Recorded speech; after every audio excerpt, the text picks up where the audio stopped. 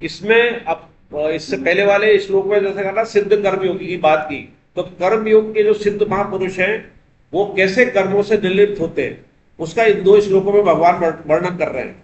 वो दोनों तरह से कर रहे हैं कि आवृत्ति के जरिए भी और निवृत्ति के जरिए भी। आवृत्ति मतलब करते हुए भी, हम कोई काम करें और उसके जरिए हम कर्मों से कैसे विमुक्त हो जाएं, मुक्त हो जाएं, और निवृत्त मतलब कर्मों को छोड़ ही दें। दोनों तरीके से विधि बताइए जिसका शरीर और अंतःकरण अच्छी तरह से वश में किया हुआ है।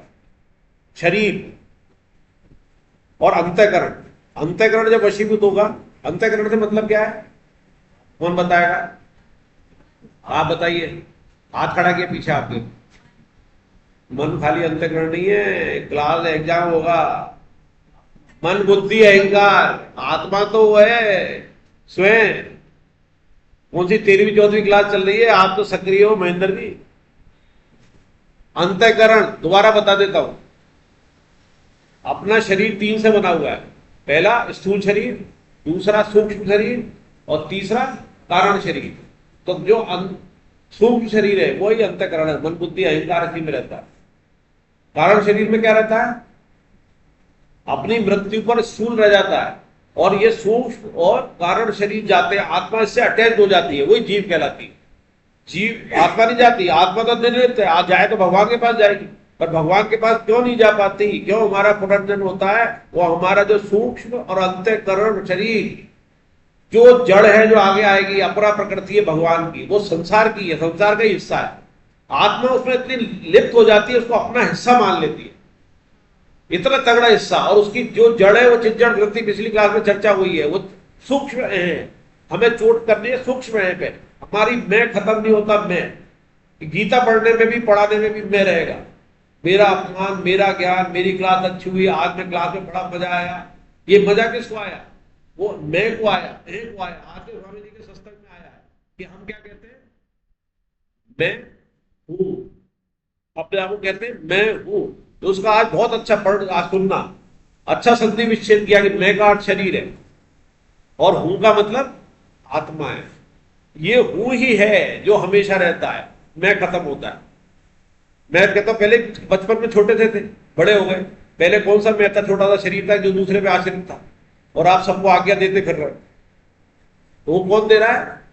वो अंतःकरण, मन बुद्धि अहंकार। तो ये क्या हुआ? मन बुद्धि अहंकार अंतःकरण है, इसको ही समर्पित करना है। इसके द्वारा मन बुद्धि अहंकार से भगवान नहीं मिलेंगे। हम मन से कुक कर ले, बुद्धि से कर ले, अपने अहंकार को जीरो भी कर ले, तब भी भगवान नहीं मिलेंगे। इसका एक ही तरीका है कि या तो इसमें भगवान को भर ले, मन बुद्धि अहंकार जो अपना अंतःकरण है उसमें भगवान का नाम भर ले, कुछ और रह ही नहीं जा रहा बराबर, इसलिए नाम जब की महत्वता है, भर ले। या इसको जो भी हमारे अंदर है, अहंकार भी है, मन में बुद्धि में जो भी भावना है, वो भगवान को अर्पित कर दे, निष्काम भाव से अर्पित कर दे। और एक केवल आश्रय, जिसको आगे के अध्याय में आएगा, अव्यभिचारिणी भक्ति। एक ही आश्रय, अव्यभिचारिणी भक्ति का भी वह अर्थ है, एक ही आश्रय। अव्यभिचारिणी अर्थ आगे के अध्याय में आएगा कि किसी और से प्रेम नहीं। व्यभिचार वही है, किसी और से प्रेम। अव्यभिचारिणी, अन्य किसी से प्रेम नहीं, केवल एक से।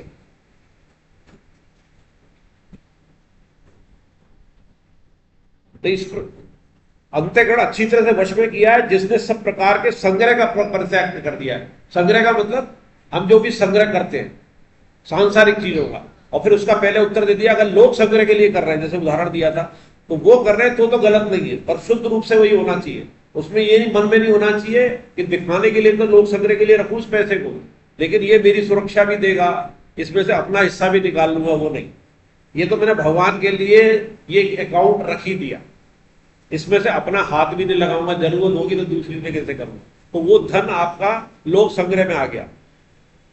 संग्रह का परित्याग कर दिया, संग्रह का परित्याग कर दिया, लोक संग्रह का नहीं किया है। लोक संग्रह तो कर सकते हो आप, जो अपने लिए कर रहे हैं वो संग्रह का त्याग कर दिया है। ऐसे इच्छा रहे कर्मयोगी केवल शरीर संबंधी कर्म करता हो, पाप को प्राप्त नहीं करता। तो उसकी जब ये इच्छा है तो वो शरीर से अपने सारे कार्य तो करता है, लेकिन उससे अटैच नहीं रहता। संग्रह नहीं किया, अटैच नहीं है, तो वो पाप को प्राप्त नहीं होता। और इसके अपोजिट भगवान ने क्या कहा था? कि जो बाहर तो दिखाने के लिए तो लगा रहता है कि साहब मैं तो बिल्कुल डिटैच हो गया हूं, और अंदर से भोग विषय में रहता, मन से रहता है, उसको भगवान ने पहले के अध्याय में क्या कहा था? मिथ्याचारी का। और जो दूसरे का हक मार के खा लेता है, सबके बांट के नहीं खाता, उसे क्या कहा था? चोर का। तो ऐसा लगता है वो सब मिली जुली बातें हैं। जो कर्मयोगी फल की इच्छा के बिना अपने आप को कुछ मिल जाए उससे संतुष्ट रहता है, और जो ईर्ष्या से रहित, द्वंद्वों से रहित, सिद्धि और असिद्धि में सम, वह कर्म करते हुए भी उससे नहीं बनता। ये तीन शब्द बहुत इसमें इंपॉर्टेंट है। पहला तो उसमें संतुष्ट रहता है, भागवत में भी आया है येन केन संतुष्ट, हर तरह से। जब भागवत की महात्म्य बोलते हैं तो येन केन, हर तरह से वो संतुष्ट रहता है। येन केन माने हर तरह से, हर परिस्थिति में संतुष्ट। तो जो संतुष्ट रहता है, जो मिल गया, जो परिस्थिति चल रही है, शरीर का निर्वाह हो रहा है, उसमें संतुष्ट है, और ईर्ष्या से रहित। ये ईर्ष्या सबसे बुरी चीज है। विकार होते हैं ना, कौन कौन से विकार होते हैं बताओ? हाँ, वेरी गुड। लोभ, मोह, मद, मत्सर। मत्सर का अर्थ बताओ? ईर्ष्या। उसका वैसे और शुद्ध में आता है ढा। ढा और ज्यादा खतरनाक होती है। ईर्ष्या तो तात्कालिक होती है, ढा परमानेंट होती है, बहुत सालों तक रहती है ढा। तो ये काम, क्रोध, लोभ, मोह, मद, मत्सर, ये रामचरितमानस में भी आया। ईर्ष्या से रहित हो जाए। और इसमें शब्द आया अनुसूया। अनुसूया माता थी ना, वो ईर्ष्या से रहित। अनुसूया का अर्थ होता है ईर्ष्या से रहित। सूया मतलब ईर्ष्या, अनुसूया मतलब ईर्ष्या से रहित। इंद्र द्वंद्वों से रहित। द्वंद्व क्या चलते हैं? ये करूं या ना करूं, ये करूं या ना करूं। इसमें, और उसमें क्या होता है? इसमें मुझे क्या लाभ होगा, इसको करने में क्या लाभ है, छोड़ने में क्या नुकसान है, करने में क्या नुकसान है। ये द्वंद्व हर कार्य में चलता है। हम कोई भी कार्य का निर्णय लेंगे तो पहले लाभ हानि सोचेंगे। इससे दोस्ती करो तो फायदा क्या है? दोस्ती भी हम द्वंद्व के जरिए करते हैं। उसको करने में नुकसान आ रहा है, उसे छोड़ो। तो इसके अंदर द्वंद्व क्या रखा है भगवान ने? एक्सट्रीम लेवल पे रखा है कि संसार को छोड़ू या परमात्मा प्राप्ति को करूं। ये सबसे तगड़ा द्वंद्व है।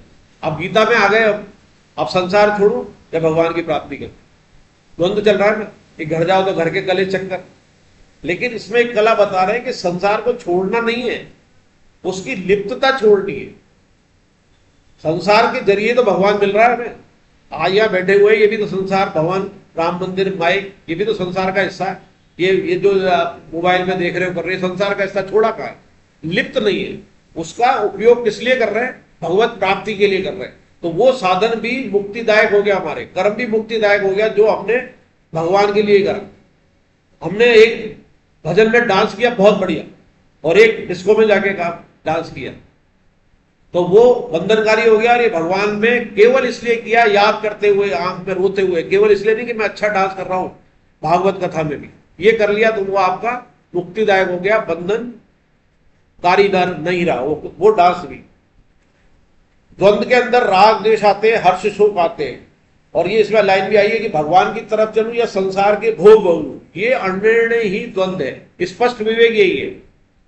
स्पष्ट विवेक, श्री वैराग्य यही है कि स्पष्ट विवेक, मुझे भगवान की तरफ चलना है संसार का कार्य करते हुए। और संसार का, परिवार का सबसे बड़ा कार्य क्या है? उनकी सेवा करके। जो हमारे पास है, जो हमारे पास एक्स्ट्रा, सबके पास है। कोई ऐसा नहीं है जिसके पास एक्स्ट्रा नहीं हो। और नहीं तो बुद्धि अच्छी होगी, कोई कला अच्छी होगी, खाली पैसे पदार्थ की बात नहीं है, उसके पास सलाह कोई अच्छी होगी, उस सलाह से किसी का फायदा हो जाए, किसी की सेवा हो जाए, तो वो भी आपका मुक्ति दिला देगा।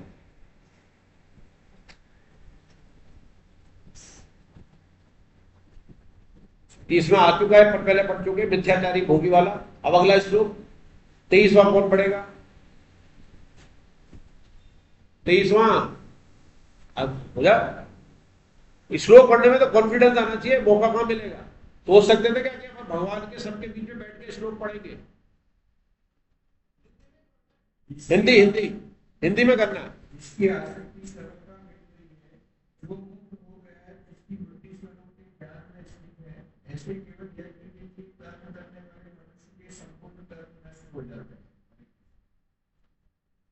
हरे कृष्णा। जिसकी आसक्ति, सरलता मिट गई है। आसक्ति का मतलब लिप्त होना, जो अपन चर्चा कर रहे थे, वो जो मुक्त हो गया है। मुक्त हो गया मतलब शरीर छोड़ने से नहीं है, शरीर के बंधन से मुक्त हो गया। जो शरीर का बंधन है, जो अपन बात कर रहे थे खिज्जड़ ग्रंथि की, उसके अंदर उसने अपने अह को खत्म कर लिया है और उस स्वरूप के ज्ञान में, स्वरूप का मतलब वो अपने आत्मा के ध्यान में बैठा रहता है, ये नहीं है, उसको ये ज्ञान हो गया है कि मैं ये हूं। कार्य करने से मना नहीं हो रही है, मैं ये हूं, वो उसको स्वरूप का ज्ञान हो गया है। और मुझे जो करना है शरीर संसार का है, संसार के लिए ही करना है। आगे भी आएगा कि यज्ञ शेष, सेवा करते हुए जो बचता है, अपन ने जो कमाया सबका हिस्सा है और उसमें जो बच रहा है वो हमारा है, अपने कर्तव्य पालन से हटना नहीं है। लेकिन उसके पास जो हमें बचा रहा है, जो हमारे पास एक्स्ट्रा है, हम सेवा कर सकते हैं, वो सेवा में लगाना है। ऐसे केवल यज्ञ के लिए कर्म करने वाले मनुष्य के संपूर्ण कर्म नष्ट हो जाते हैं। यज्ञ से मतलब कर्तव्य कर्म से, पहले भी चर्चा कर चुके हैं गीता में, यज्ञ का मतलब कर्तव्य कर्म है। आगे भी कई तरह के यज्ञ आएंगे, उसका अर्थ भी कर्तव्य कर्म से ही आ जाएगा। तो इसमें प्रकृति या निवृत्ति मुख्य नहीं है, हम क्या छोड़ रहे हैं। जैसे पहले वाले श्लोक में आया था कि आप इस तरफ बढ़ो तो इससे आपको भगवान मिलेंगे और ये छोड़ो तो मिलेंगे, वो सिद्ध कर्मयोगी की बात हो रही थी। लेकिन इसमें यह मुख्य नहीं है कि आपकी प्रवृत्ति कैसी है। प्रवृत्ति अच्छा चलने की तरफ है, निवृत्ति बुरा छोड़ने की है। निवृत्ति बुरा छोड़ो भगवान मिलेंगे, प्रवृत्ति अच्छी करो भगवान मिलेंगे, लेकिन असंगता की है। असंगता का तात्पर्य क्या है? असंगता का मतलब संग नहीं करना। किससे? जो सांसारिक लोग हैं उनका संग नहीं करना है, दोस्ती रखनी है। संग किसका करना है? सत्संग। सत्संग क्या है? अच्छे लोगों का। अच्छे लोग कौन है? जो भगवान की बातें करें। ये चार शब्द है, ये भी स्वामी जी ने भी एक दिन से कुछ कहा था। सत्कर्म, सत्संग, सच्चर्चा, सच्चिंतन। मुकेश जी बताएंगे, अभी 3 दिन पहले क्लास में था। सत्कर्म, सच्चर्चा, सच्चिंतन, सत्संग, इसमें हाईएस्ट लेवल सत्संग है।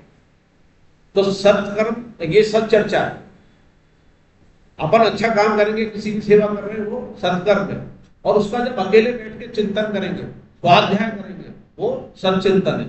और इसका फल सब होगा।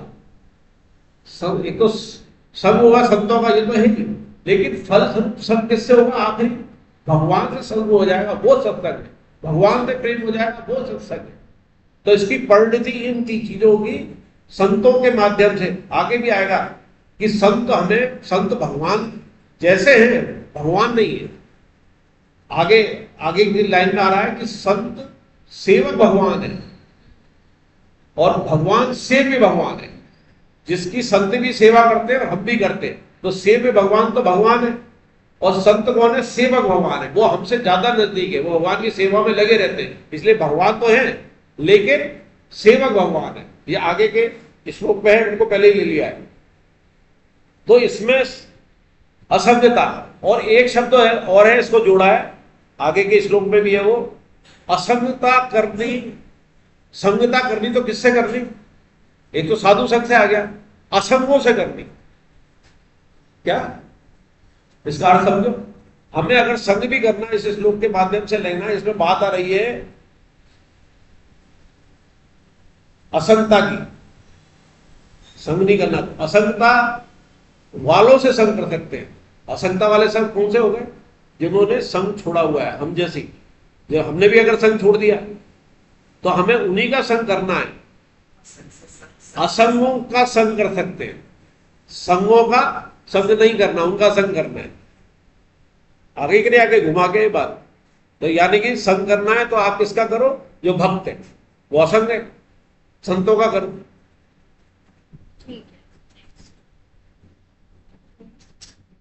एक इसमें शब्द है क्रिया और कर्म। क्रिया क्या है? जैसे क्रिया है, शरीर बालक से जवान तथा जवान से बूढ़ा होता है, ये क्रिया है। इससे पाप पुण्य बंधनियां मुक्त नहीं होती। कोई भी ये क्रिया हो रही है, इसमें कोई बंधन पाप नहीं हो रहा, ये भी क्रिया है। मनुष्य जब क्रिया से संबंध जोड़कर कर्ता बन जाता है तो वह क्रिया फल जैसे कर्म बन जाती है और वही कर्म बंधन हो जाता है। जब मनुष्य निस्वार्थ भाव से दूसरे के हित के लिए, भगवान की खुशी के लिए कर्म करता है तो वही कर्म कर बंधन से छुड़ाने वाला हो जाता है। ये कर्म हो गया। इसकी हम कई तरह से चर्चा कर चुके हैं। इसमें एक किस्सा भी आया, कथा भी आई है कि 2 संत होते हैं और एक स्त्री डूब रही होती है, वो बचा लेता है। दूसरा संत होता है, 2 गंगा किनारे होते हैं, दूसरा उसे देख लेता है। और उसको बचा के उसको कपड़े वपड़े पहना देता डूबती को। फिर गौतम बुद्ध के पास आके कहता है कि साहब ये अपवित्र हो गया, इसने स्त्री संग कर लिया। तो गौतम बुद्ध पूरी बात सुनते हैं, बोले नहीं, तेरा संग तो अभी भी है उस स्त्री से, तेरे मन में वो भाव है, इसके ये संग तो वहीं छोड़े आया, इसने अपना कर्तव्य कर्म किया और इसके मन में कोई भाव नहीं है, इसने कोई चर्चा नहीं की, और तू चर्चा कर रहा है कि इसने स्त्री का संग किया।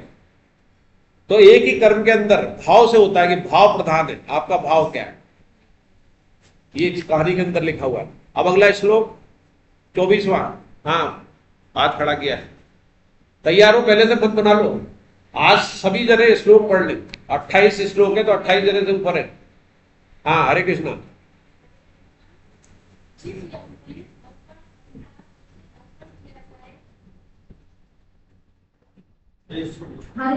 हरे कृष्णा। जिस कर्म में अर्पण अर्थात जिसके अर्पण किया जाए उसमें अर्थात शरीर जो भी आदमी संभाल है और ब्रह्म रूप कर्ता के द्वारा ब्रह्म रूप अग्नि में आहुति देना संभाल है। ऐसे करने वाले जिस मनुष्य ब्रह्मा में भी कर्म समाप्त हो गए उसके द्वारा प्राप्त करने योग्य फल की ब्रह्मा। हरे कृष्णा। यज्ञ का अर्थ कर्तव्य कर्म ही लेना है, उससे नहीं लेना जो अपन यज्ञ करते हैं, आहुति देते हैं, वो वाला नहीं है, पर इसमें इनडायरेक्टली बताया गया है। नहीं तो जब अकेले पढ़ते तो ऐसा लगता है यज्ञ वो कर रहे हैं, आहुति वाला ये करता है, वो नहीं, ये कर्तव्य कर्म की इंडिकेशन है सब में। तो इसमें भगवान ने 12 तरह के द्रव्य में के यज्ञ बताए, और 12 में से पहला ये जो बताया ये भोजन मंत्र के रूप में भी माना जाता है। ये भोजन के रूप में, ये यज्ञ का अर्थ जैसे भोजन कर रहे हैं उसके रूप में लिया है। ये श्लोक भोजन मंत्र के नाम से प्रसिद्ध है, पूरा पढ़ता हूं मैं इसको, बहुत अच्छा श्लोक है। भोजन रूप कर्म से भगवत प्राप्ति हो जाए तो कैसा रहे, हाँ ये संभव है, आम के आम गुठलियों के दाम, कर्तव्य मात्र से भगवान का पूजन। हम जो भी कर्म कर रहे हैं उससे तो भगवान का पूजन, पूजन का मतलब नहीं आरती उतारा, वो करनी चाहिए, वो कर्म कांड है, लेकिन अपने कर्तव्य कर्म भगवान को समर्पित कर दिया तो वो पूजन हो गया। जिसकी रति मति और कृति ब्रह्म को समर्पित है। आपके जो रति मन में भी है, जो आप काम कर रहे हो, आप जो भी सोच रहे हो, वो आप भगवान को समर्पित करते जाओ, जिसका लक्ष्य एकमात्र ब्रह्म प्राप्ति है। यानी कि हम जो भी काम कर रहे हैं ब्रह्म प्राप्ति के लिए कर रहे हैं, उसके लिए ब्रह्म से अलग कुछ नहीं है। जिससे भोजन किया जा रहा है वह हाथ दिया, ये भोजन मंत्र के रूप में। तो भोजन करते हुए भी हम भगवत प्राप्ति कर सकते हैं, ये भोजन यज्ञ के द्वारा, ये भोजन यज्ञ है। कि वो जो हाथ किसने दिया है, भगवान ने दिया। और शर्त यह है कि वो भोजन जो शरीर को अच्छा स्वस्थ रख सके, किस प्राप्त के लिए, सेवा के लिए और भगवान के लिए, भगवान का मंत्र जाप करने के लिए, भगवान के लिए कर्म करने के लिए। भगवान के लिए सबसे बड़ा कर्म क्या है, भगवान का प्रचार करना, जो 18/68 के अंदर आता है। तो भगवान का कर्म मैं करता रहूं, मेरा शरीर पुष्ट इसलिए रहे कि मैं दूसरे की सेवा करता रहूं, मैं अपना कर्तव्य कर्म पालन करते रहूं, और उसके लिए सात्विक भोजन करूं। आपने स्वाद वाला भोजन किया तो वो भोजन मंत्र में नहीं आएगा, आपकी कामना हो गई। तो सारी चीजें मिली जुली है, कामना होते फिर आपका स्वाद वाला भोजन आ जाएगा, और स्वाद है तो फिर विवाद है, और विवाद है तो पेट खराब है। तो कर्तव्य मात्र से भगवान, जिसका एक वे हाथ भी ब्रह्म है, तो जो वो ऐसा भोजन कर रहा है तो वो हाथ भी भगवान का, वो ही ब्रह्म है। भोजन के पदार्थ भी ब्रह्म रूप है, सात्विक है इसलिए ब्रह्म रूप है। होटल का खाना ब्रह्म रूप नहीं है, वो सात्विक पुष्ट करने वाला भोजन भी ब्रह्म रूप है। भोजन करने वाला भी ब्रह्म रूप है, मतलब जो हम भोजन कर रहे हैं वो किसको पोषण कर रहे हैं, अपनी आत्मा को। आत्मा परमात्मा का स्वरूप है, और इसलिए भोजन करा रहे हैं, वो आत्मा परमात्मा के काम करे शरीर के द्वारा। तो वो भी भोजन भी ब्रह्मरूप हो गया। और जठराग्नि भी ब्रह्मरूप है। ये 15/14 में आएगा। भगवान ये कहेंगे कि भोजन को मैं पचाता हूं। भगवान कहते हैं वो जो भोजन तू कर रहा है, आगे के 15-14 में ध्यान रखना इस बात को, या यहाँ कहा है वहां आगे कहेंगे कि मैं उस भोजन को इस रूप में पचाता हूं। कितनी तरह के भोजन है वो आएगा। तो भगवान भी भोजन को पचा रहे हैं। भोजन क्रिया भी ब्रह्म है, जो चबा रहे हैं, हम खा रहे हैं, उसका स्वाद ले रहे हैं, वो भी ब्रह्म है। स्वाद इस रूप में नहीं कि दोबारा मिले, स्वाद इस रूप में कि ये भगवान खा रहे हैं, भगवान पा रहे हैं मेरे शरीर के द्वारा। और इस यज्ञ का फल भी ब्रह्म है। फल क्या है, इस शरीर के द्वारा शरीर पुष्ट है, और शरीर के द्वारा पे भगवान के कार्य करो। तो क्रिया भी ब्रह्म है, अर्थात जिसके संपूर्ण करण उपकरण सामग्री क्रिया कर्ता सभी ब्रह्म स्वरूप है। ये ब्रह्म यज्ञ हो गया। तो कितनी बढ़िया बात है, कहीं और नहीं मिलेगी। भोजन करते करते भी ब्रह्म की प्राप्ति। केवल 2-3 शर्तें हैं। कि स्वाद को हटाना है, कामना को हटाना है कि ये मिल जाए वो मिल जाए, अच्छा भोजन होना चाहिए, पौष्टिक होना चाहिए, उसके लिए मना नहीं है। और जितना आपको जरूरत है उतना लेना है, ये नहीं कि पसंद आ रहा है तो आपने ज्यादा खा लिया 10%, तो इतना कर लिया कि आप संतुष्ट हो गए, तो भगवान संतुष्ट हो गए। डकार आ गई, अब उसके बाद नहीं खाना। भगवान ने डकार दे दी, डकार भी एक चिन्ह है भगवान की तृप्ति का, अब रुक जा। लेकिन डकार के बाद तो मानते हैं जगह बन गई। तो षष्ठी के कण में ब्रह्म सर्वगत है, तो ऐसा अनुभव करने वाले पुरुष को ब्रह्म में ही कर्म समाधि हो जाती है, यानी कि यह कर्म करते ही हमें समाधि लग जाती है। अब अगले 25-26 हरे कृष्ण। हाथ खड़ा करो, दिखाई दे। हाँ अच्छा। अन्य योगी लोग एक करके भगवत दर्शन रूप का दर्शन करते हैं, और दूसरे योगी लोग ब्रह्म रूप अग्नि में विचार के द्वारा जीवात्मा रूप यज्ञ का हवन करते हैं। अन्य योगी लोग समाधि समस्त इंद्रियों का संयम रूप अग्नियों में हवन किया करते हैं, और दूसरे योगी लोग शब्दादी विषयों का इंद्रिय रूप अग्नियों में हवन किया करते हैं। हरे कृष्ण। तो जैसे हमारे ग्रस्तों के लिए भोजन रूपी यज्ञ से ही हमें भगवान की प्राप्ति होगी, इसलिए अलग अलग जो भी ये काम कर रहे हैं योगी हम भी योगी, हम कर्म योगी हैं, तो उसमें उन्होंने बताया है कि कैसे कैसे उनके 12 यज्ञ, एक यज्ञ तो ये बता दिया, तो एक बताया कि भगवान देवों के भी देव है तथा संपूर्ण क्रिया पदार्थों को अपना और अपने लिए नहीं मानकर केवल भगवान के लिए मानकर भगवान की सेवा लगाना। मतलब जो भी हमें पदार्थ मिल रहे हैं जो भी है वो भगवान के दिए हुए, और किसमें लगाना है? अपने भगवान की सेवा में लगाना। भगवान की सेवा वही गिनी चुनी बात है, कर्तव्य कर्म दूसरे की सेवा, और उसको भगवान को अर्पण करना। तो आपने वो सारी चीजें जो है वो भगवान में लगा दी, वो क्या हो गया? देव यज्ञ हो गया। फिर क्या है? वही योगी अभिन्नता रूपी यज्ञ करता है, वो भगवान में ऐसा समा जाता है, वो सोचता मैं तो भगवान का ही हूं, अभिन्नता रूप में मैं केवल भगवान का ही हूं, भिन्न नहीं हूं इससे, उसका कोई दूसरा विचार ही नहीं आता। तो वो क्या हो गया? अभिन्नता रूपी यज्ञ। इसका एक एग्जाम्पल बता दो 500 साल के अंदर अंदर। मीरा, मेरे तो गिरधर गोपाल दूसरा न कोई, उसने जिंदगी भर अभिन्नता रखी और अभिन्नता में ही मिल गई। शरीर नहीं मिला ना उसका, भगवान के मुंह में समा गई। तो जिंदगी भर भगवान ने कहा तूने मेरे साथ अभिन्नता रखी तो अभिन्नता ही दिखा देता हूं, अपना उसका शरीर अलग नहीं माना भगवान ने। तो ये अभिन्नता रूपी यज्ञ हो गया। आत्मा परमात्मा में अभेद दर्शन, कोई दर्शन नहीं। संपूर्ण इंद्रियों को अपने अपने विषय में से हटा लेना, संयम रूप अग्नि इंद्रियों की आहुति, अपने इंद्रियों को हटा लेना। मतलब इंद्रियां तो काम करेंगी लेकिन उनके हिसाब से नहीं चलना।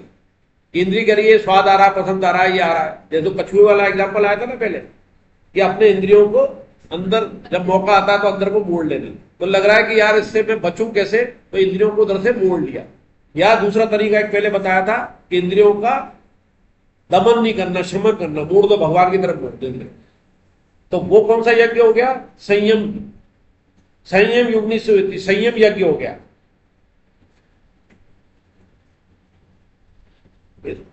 हवन की पूर्णता पर हव्य पदार्थ की स्वतंत्र सत्ता नहीं रहती, अपितु वे अग्नि रूपी हो जाते तथा आहुति पूर्ण मान जाती है। ऐसे इंद्रियों में खिंचाव बिल्कुल न रहे तभी यज्ञता पूर्णता मानी जाएगी।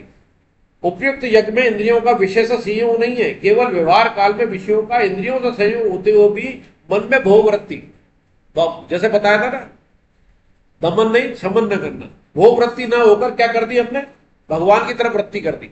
तो इंद्रियों बिना इंद्रियों को आप बिना इंद्रियों के काम ही नहीं कर सकते, इंद्रियों को रोक ही नहीं सकते। दमन करोगे तो एक दिन बस्ट होगी, तो उनको मोड़ दो भगवान की तरफ। तो ये इंद्रिया वाला यज्ञ हो गया।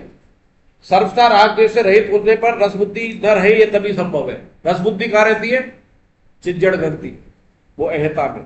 ये रस बुद्धि सबसे खतरनाक है। आपकी कामना खत्म हो जाएगी, विषय का भी ध्यान हटा लोगे आप पूरी तरह, लेकिन रस बुद्धि जरा भी रह गई तो वो आपको 50 साल बाद भी पतान करा देगी। 50 साल पहले कोई आपने ऐसी भोग की वस्तु देखी है और आपका 50 साल से उसका दर्शन नहीं हुआ है, तो आप ये नहीं कह सकते आप उससे विरक्त हो गए।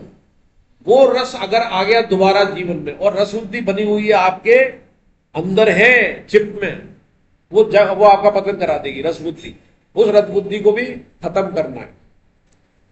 27-28 श्लोक। हाँ। कौन कौन हाथ हाथ तो खड़ा करो। हाँ, खड़े हो, खड़े और अपना परिचय दो, सब पहचानो। तो मैं तो जानता हूँ, क्या नाम है? प्रज्ञा। ये अपने अखबार के एड से जुड़ी है। जो अखबार में एक बार आया था ना कि राम मंदिर में दिसंबर में, उसको पढ़ के इन्होंने संपर्क किया, राम मंदिर भी आए और बहुत से तो जबरदस्ती जोड़े गए। ये 3-4 बार मेरे घर आई और इसीलिए क्लास में ये लगातार। आप बोलिए प्रज्ञा। टिपटा जाती है और एक जना में एक और को लेके आते हो ना, हैं? मम्मी को भी लाती है। अरे के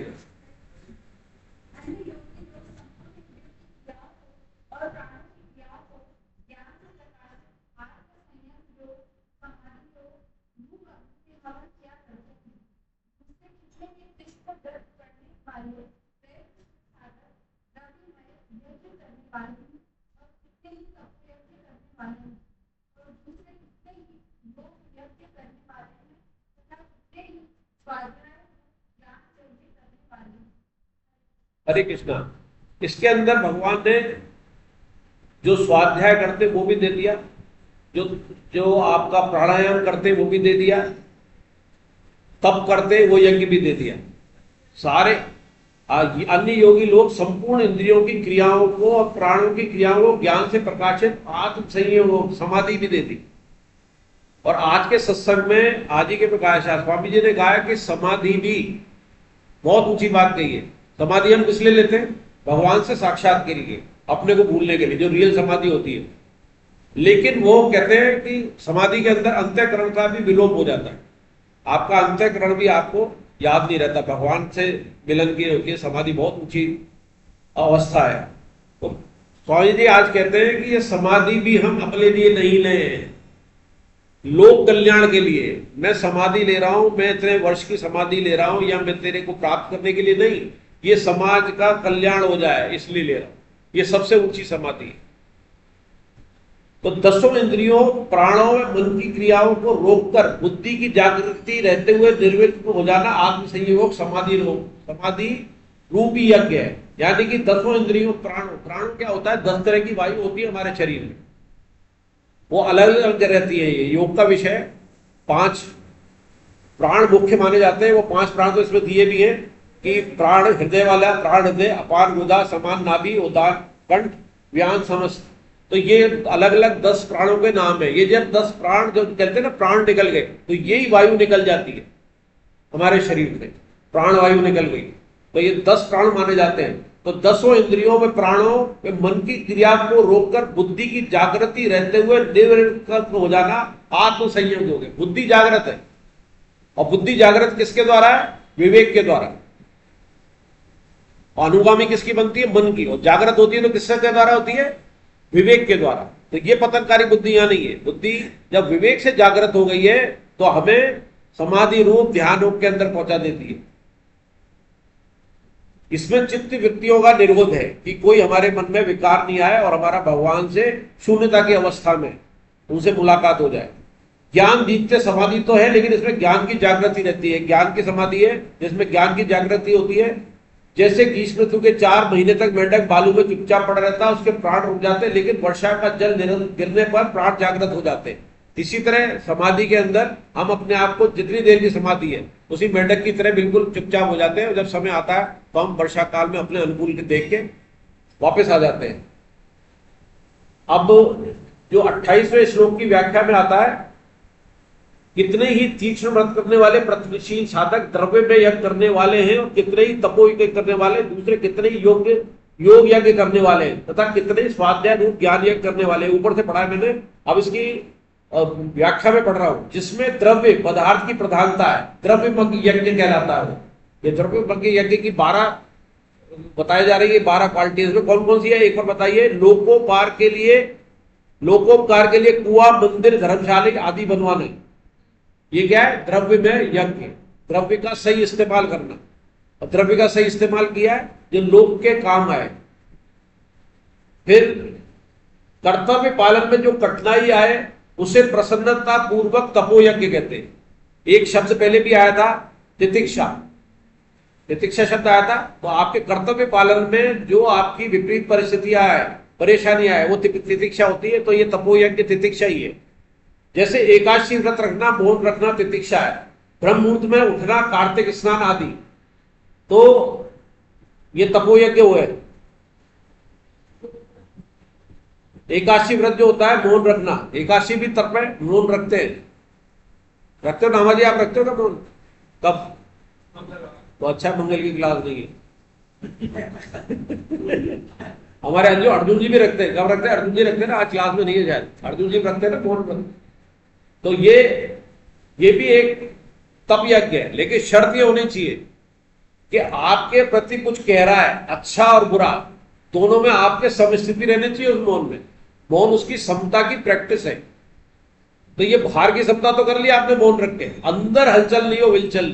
अगर अंदर हलचल हो रही तो समता नहीं है, पर भारी साधन में आपने मौन रखा और अंदर भी शांत रहने का प्रयास कर लिया। बाहर तो क्या होता है मौन, और अंदर होती है शांति। तो शांति भी समता की तरफ ले जाएगी आपको। तो आपके जैसे आप रखते हो तो ये अनुभव करो कि आपको कई बार ऐसा लगता है कि बोल ही दूं उसको, आता है ना, तो वो विचार आना भी बंद हो जाए। जब तक वो विचार आ रहा है तब तक समता नहीं आएगी। तब तक ये समता में मजा आने लग जाए कि अरे यार वाह मजा आ गया इसने, यार ये आज बोल दिया, मजा आ गया, क्योंकि मेरा इससे करबंधन था, इसे बोलना ही था। मैंने भी इसको पिछले जन्म में सुनाया था, जब तो मिला है, और आज भगवान ने उसे पूरा कर दिया। ये खुशी हो जाए तो समता आ जाएगी। इसी तरह कार्य की सिद्धि असिद्धि, फल की प्राप्ति अप्राप्ति, आदर अनादर होने पर अंतरकरण में हलचल, राग द्वेष का न होना, योग यज्ञ है। शास्त्रों का पढ़ना, रामायण गीता भागवत जैसे पर पढ़ी रहे गीता, ये क्या है? स्वाध्याय रूप यज्ञ। जते प्रयत्नशील साधक, कठिन अनुशासन रहने वाले एवं संयम लोग, जो भी आप साधक कर रहे, साधना कर रहे हैं, उस समय संयम भी हो, विचलित ना हो, अनुशासन में, तो ये यते यज्ञ हो जाता है। एक संक्षिप्त व्रता, इसमें 5 तरह के महाव्रत कहे गए: अहिंसा, सत्य, असत्य, ब्रह्मचर्य, अपरिग्रह। अपरिग्रह मतलब संग्रह नहीं करना, असत्य मतलब असत। 29-30 ये यज्ञ इसलिए बताए जा रहे हैं कि इतनी तरह के जरिए भगवान तक पहुंचा जा सकता है। और हालांकि बाद में कह देंगे भगवान अब आगे कि द्रव्य यज्ञ से ज्ञान यज्ञ बेहतर है, और ज्ञान यज्ञ को कर्म योग से प्राप्त किया जा सकता है, आगे कह देंगे। पर हमारी जानकारी में रहे कि 12 के जरिए ही हम कर्म योग भी करते हैं और ज्ञान की प्राप्ति भी हो जाएगी इन्हीं 12 यज्ञों में। और आप देखें कि हम कहीं ना कहीं कभी ना कभी इन यज्ञों में शामिल हैं। कभी हम स्वाध्याय भी करते हैं, कभी हम सहन भी करते हैं, कभी तप भी करते हैं। घर पे मुसीबत आ जाए तो आप सहन करते हो, वो तप है।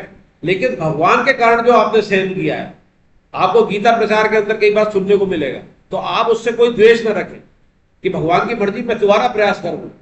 जैसे कई साधक या तो यहाँ भी क्लास में होंगे, कई बार रहता है नहीं आते, मैं बार टोकता हूं, हालांकि मुझे लगता है कि मुझे नहीं करना चाहिए और इसके मन में भी कोफ्त आ रही है। पर आप इसमें इस बात का ध्यान नहीं रखें कि मेरा मान अपमान हो रहा है, कि मैं इसको कई बार कह चुका हूं, ये आड़े आएगा, मैं 5 बार कह चुका हूं, ये फिर भी नहीं आ रहा, आप 6ठी बार को। ये भी एक यज्ञ हो गया, क्योंकि आप भगवान के काम के लिए कह रहे हो। अपने लिए कहोगे तो एक बार भी कहना गलत है, तो अपने काम के लिए कहेंगे। अब ये 29-30 ये कौन पढ़ेंगे? हरे कृष्ण। हरे कृष्ण। हरे कृष्णा। दूसरे जितने भी प्राणायाम के कराए जा रहे योगी लोग अपान में प्राण का पूरा करके प्राण और अपान की गति को रोककर कुंभक करते, फिर प्राण और अपान का हवन ऐसे करते हैं तथा अन्य जितने ही नियमित आहार करने वाले प्राणों का प्राण में हवन किया करते हैं। ये सभी विष्णु द्वारा आपका नाश करने वाले और यज्ञों को जानते हैं। ये प्राणायाम करने वाले जानते हैं कि अपनी वायु को अंदर लेना क्या कहलाता है? वो पूरक। रोकना क्या कहलाता है? कुंभक। और निकालना रेचक। गीता के हिसाब से इसमें रेशो भी दिया हुआ है। अलग अलग योगी अलग अलग अपने भारत में भी उस रेशो को अलग अलग करते हैं, पर गीता के हिसाब से इसका रेशो है 4, 16, 8, या इसको ये भी कह सकते हैं 1, 4, 2। ये रेशो है कि जितनी देर में लेंगे उससे 4 गुना रोकेंगे और उससे दुगने में निकालेंगे। ये इसका प्राणायाम का गीता के हिसाब से है। और गीता के हिसाब से 6ठे अध्याय में साधन की प्रक्रिया भी आएगी। और साधनों में तो कहते हैं कि आप है ना बिल्कुल निराहार रहो, ये नियम करो। गीता ये नियम नहीं मानती। गीता कहती है युक्त आहार करो, युक्त निद्रा लो, युक्त अलर्ट रहो। जब आपका शरीर सही होगा जब भी तो कर पाओगे। रात के 2 बजे आप नहीं कर सकते, हालांकि दूसरे संत लोग कर सकते हैं। आपके लिए बल्कि रजोगुणियों के लिए गीता जो साधना बताती है वो 6ठे अध्याय में आएगी। तो ये उसी तरह से प्राणायाम के लिए अपने लिए बताइए भगवान ने कि इस रेशो से हम प्राणायाम कर सकते हैं, प्राणायाम वाला यज्ञ हो जाएगा। विपश्यना, विपश्यना भी एक साधना है। बहुतों ने करी होगी। विपश्यना करी है क्या किसी ने? विपश्यना वो शून्य की ध्यान में चले जाते हैं, शून्यता की तरफ। ये विपश्यना जयपुर में भी केंद्र है, कोई हिमालय में कहीं है विपश्यना के। तो इसमें ज्यादा नहीं उलझना। ये इसमें केवल अपने मन को शांत करने के लिए ये प्राणायाम की विधि है। हाँ,